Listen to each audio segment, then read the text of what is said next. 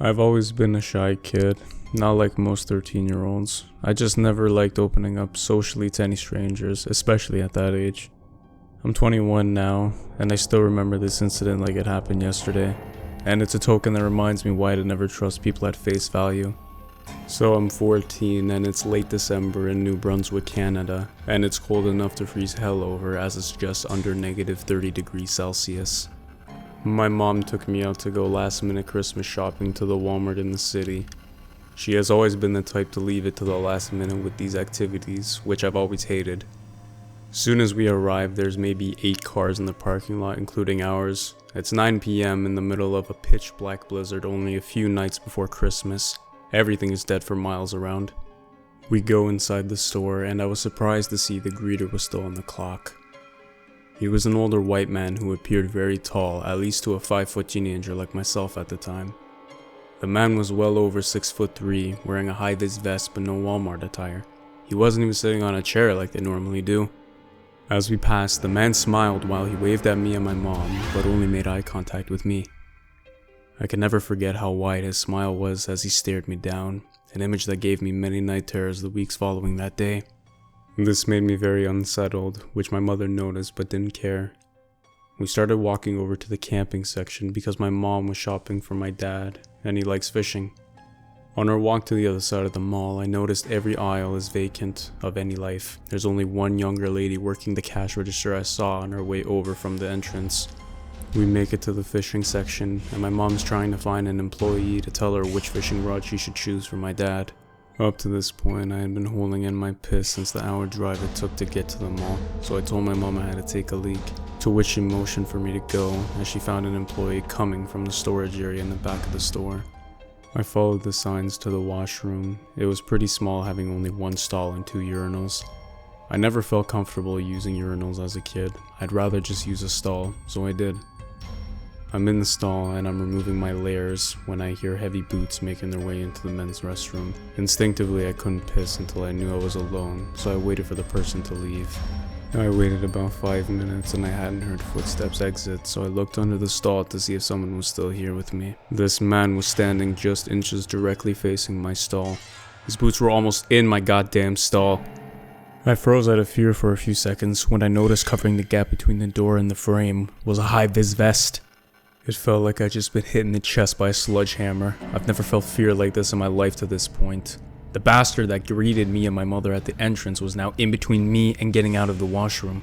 I freaking panicked and started screaming help as loud as my voice could go, practically screeching at the top of my lungs.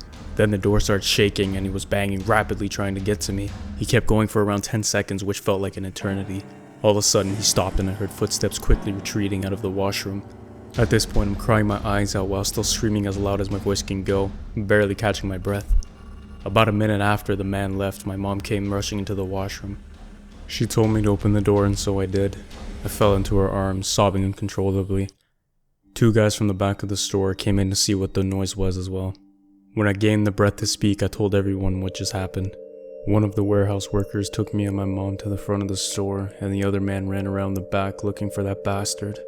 We were guided into the manager's office where we sat. The manager called the cops for us, but they were going to be a while.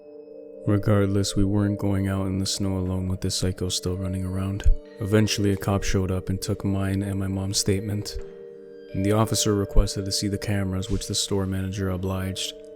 We also wanted to watch as well. After the man left the washroom, he walked out the front door as if nothing just happened. Because the store was practically empty, he was able to just walk out without seeing anyone. The policeman offered to walk me and my mom out to our car, which we graciously accepted. Soon as we exited the store, we saw boot prints going around the back of Walmart. The cop quickly walked us to our car and my mom thanked him. He said he'll follow those tracks we saw if they lead back into the store. We made it home safely. We never received any follow-up if the man was caught or not. To this day, I don't know what this creep's true intentions were. One thing I do know is that if the stall door never held that night, I may not be here today.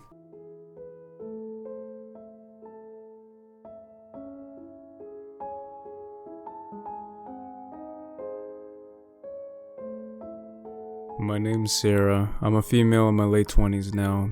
It was 2 days before Christmas back in 2018. This is when I was still in college for my program, which I've since graduated and now have a steady career out of. I lived in an apartment just off the campus as residence costed too much for me to afford working part-time at the mall and being a full-time broke college student. My flat consisted of one bathroom and an open kitchen and my bedroom. All 3 rooms were attached by a narrow short hallway, with the washroom and my bedroom being on one end and the kitchen on the other. I'm also on the 11th floor, so I'm pretty high up. A week prior to this, I broke up with my ex-boyfriend. I'll refer to him as Tom. Tom and I had only started dating earlier that year for about 9 months. We met at the campus library, although he was from a different college. Tom was a player in every sense of the word, womanizer to cheater. I found out a couple weeks prior before we broke up that Tom was sneaking around with one of the cheerleaders from another local college. I couldn't see the red flags during our time together. Tom was my first boyfriend since I started college, and I wanted us to go the distance. Little did I know he was capable of something else entirely. Finally, after waiting a while not knowing what to do, I called Tom over for a date in my apartment where we'd break it off and have him take all his crap out of my flat.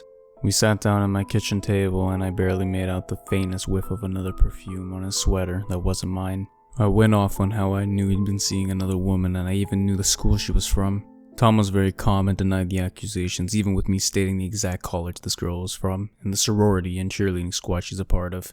Tom calmly shrugged it off and says he doesn't know any cheerleaders and only has eyes for me. At this point, I was raising my voice so loud my neighbors in my dorm surely heard everything I was saying to that point. I finally told Tom to grab his things and get the hell out of my life, the cheating prick he was. Tom just showed a half smirk and chuckled lightly, replying, "Are you sure you want to do that, Sarah?" Absolutely furious by his cocky reply, I told him to get the F out of my dorm. "I'll leave your stuff outside tomorrow morning. You can grab it then, but you leave now." Tom completely flipped emotions like a coin. Now looking at me with a menacing grin, he said something that made my heart miss a beat. "Oh, Sarah, I'm not leaving until you give me what's mine, sweetie." Tom was a different person in this moment. I don't know who the hell he was, but I knew he was a football player and can overpower me very easily. I was only 5'8", 140 pounds. Tom was at least 6'3", 220 pounds. Tom calmly got out of his chair opposite of me at the table. My chair was closer to my room, which has the only lock in the dorm besides the entrance. Fight or flight kicked in full throttle as I jumped out of my chair and ran to my room with Tom literally steps behind me. I slammed the door shut with his arm in the doorway, keeping it open. I dig my nails deep into his arms as he screams like I've never heard before. "I'm gonna fucking end you, bitch!" I gave one last body slam against the door and he finally moved his arm. I wasted no time locking the door. Tom began furiously banging my door in. I didn't have my phone on me to call the cops as it was in my purse by the kitchen, so I did the only thing I could do to save myself and bluffed I'm gonna call the cops. To my surprise, he stopped instantly, but stayed outside the door. I think he was waiting to hear me dial them, so off the top of my head I pretended to have a conversation with the operator. Shortly after, he began to walk out of the dorm room like nothing happened. I'm in shock at this point, not knowing what to do. I actually called the cops and reported the incident in fear he might try something like this again. I gave them his address and they said a cop would be dispatched as soon as possible. The next morning, campus security comes to my dorm with the local police and asks for a statement. I told them what happened and asked if I wanted to press charges. I went ahead and pressed charges for first-degree assault. I also got a restraining order against Tom. Tom never requested his things back as there wasn't much in my apartment of his. I was just going to burn it all anyway. He was let out on bail shortly after, as his family was well off. The next couple of days I'd see his car in the parking lot from my flat, and there was no mistaking it's his. On Christmas Eve I went back to Chicago to be with family and relatives. The week after, when I got back, I was greeted to my door being unlocked already when I knew I locked it before I left. My apartment was a mess and some of my underwear was missing, but all of Tom's things were still in my apartment as I hadn't gotten rid of them yet. Apparently there was no footage proof of Tom entering my apartment complex since he left after the first incident. I shortly moved out into a different building entirely and luckily never seen or heard from Tom ever again.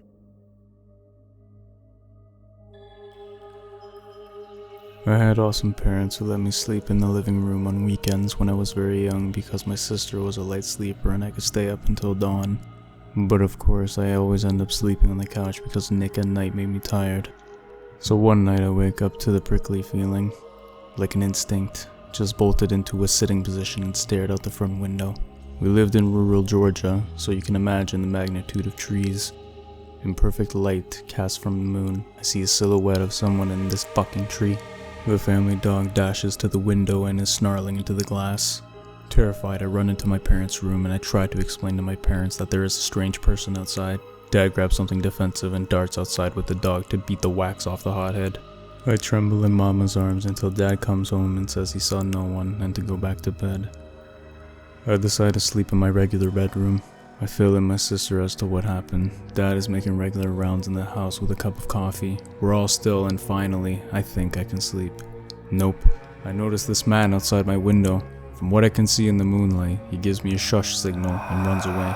Just turns around and bolts in a straight line towards the forest in my backyard. I swear I couldn't stop crying for what felt like hours. This guy was clearly not sane. Might even have been part of the mountain people. But I'm glad I never got to find that out.